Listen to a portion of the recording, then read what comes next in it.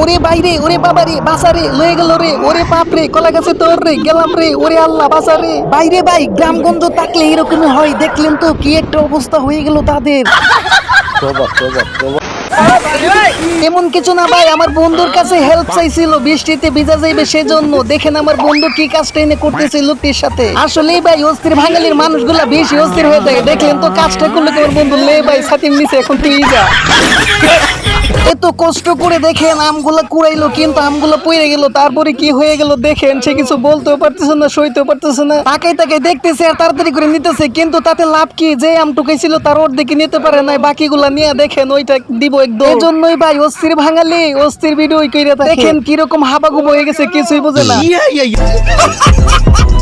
আমার বন্ধুর অবস্থা দেখেন, জীবনে প্রথম আব্বাকে বলতেছে, ওই আব্বা তাহাজ্জুদের সময় আমাকে ডাক দিয়ে দিও তাহাজ্জুদের নামাজ পড়তে। তখনই বাপি বলল ওঠে, মায়ের নাম কি? তখন বন্ধু বাবাকে যা বলল ওঠে, বাবা তুমি কি আমার ফালতু ছেলে মনে করো? আমি হলো একটা ভদ্র ছেলে, এই জন্য হইতেছে কি আজকে রাতে থেকে আমি তাহাজ্জুদের নামাজ পড়বো, তুমি ডাক দিয়ে দিও।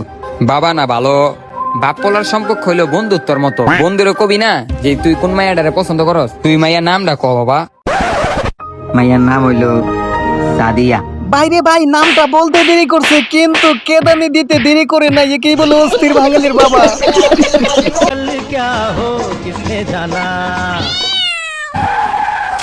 তেমন কিছু না গাইস, আমার বন্ধু মন খুইলা উঠতে চাইছিল, তখনই ফাঁকগুলো ভাঙ্গে গেল। তারপর যা হইলো, তার বন্ধুকে জিজ্ঞেস করলো, আবে তুই হঠাৎ করে স্কুটি ঘুরাইছিলি কেন? अरे भाई बिल्ली रास्ता काट दी थी, अगर स्कूटी नहीं मोड़ते और हम लोग के साथ कुछ हादसा हो जाता तो। শুনলেন তো কি বললো, বিলাই গাড়ির সামনে দিয়ে গেছিল, নাইলে কিছু হয়ে যাইতো। এখন পর্যন্ত কিছু হয় নাই। এই অস্থির পরে কাণ্ড দেখেন।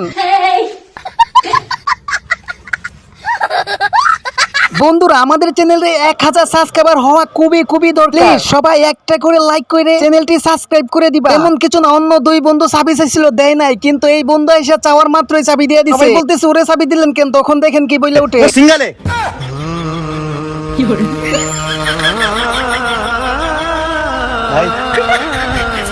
কি বলবো, কিছুই বলার নাই। ওই সিঙ্গেল এই কথা শোনার পর দেখেন একবারে সবকিছু শেষ হয়ে গেছে, বেড়া ভিতর দিকে বাইঙ্গে পড়ছে। এমন কিছু না বন্ধুরা, অস্থির বাঙালির বউ যখন জামাইকে সন্দেহ করে সবকিছু ছাইরা দিয়া পাঞ্জাবি পইরা 5 ওয়াক্ত নামাজ পড়তে শুরু করে, তখন যা বললে, তুই কস না আগেরটা আমি কইছি দুইতে দুই গেলে ফার্স্ট থাকবো স্যার ফার্স্ট। আরে বেকুবের দল, মনে কর তোরে দুইটা রুটি দিছি, তোরা দুইটা চারটা রুটি খেয়ে ফেলছিস, এখন তাহলে কি অস্থির থাকবে বাঙালি বল? শিক্ষক বলতেছে দুইতে দুই বিয়োগ করলে কত হবে? ওদের জবাব শুনেন। দেখ দেখ সারে খুশি দরকার হয়ে গেছে গা। অঙ্ক তো সুজা, রুটি দিয়ে বুঝাইলে না পালা, সব অঙ্ক পারমু। এই উত্তর শোনার পর তো শিক্ষকের যাই অবস্থা, দেখছেন তো কি কাজটাই না কইরা বইলো।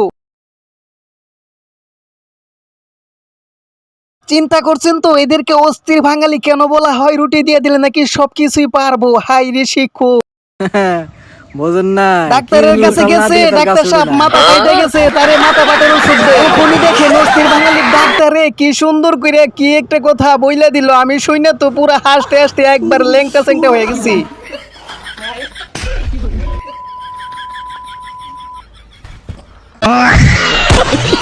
অস্থির বাঙালির পোলাপাইন গুলা এই কাজই কইরা থাকে, কষ্ট করে রানলো, কিন্তু তারপর দেখেন কি কইরা বললো, গরম দেখে তার মুখে ঢুকাই দিল। তারপর সে কি কাজ করলো, দিছে যাও টাটা বাই বাই আল্লাহ হাফেজ। পরে যাই আবার দেখা হইব আনো। তোর কথা বেরোতে বেরোতে ভাই বন্ধু যখন তোতলা হয়, তখন দেখেন তার বন্ধু তার সাথে কি কইরা বসে।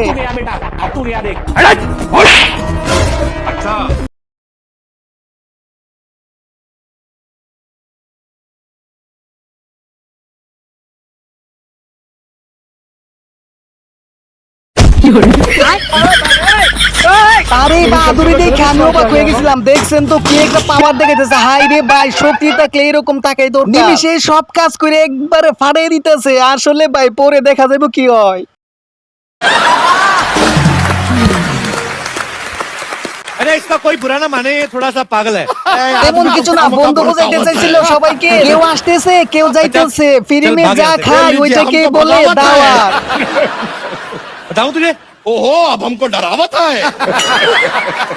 इससे बात करना मतलब भैंस के आगे बीन बजाना। ये तो कहावत है।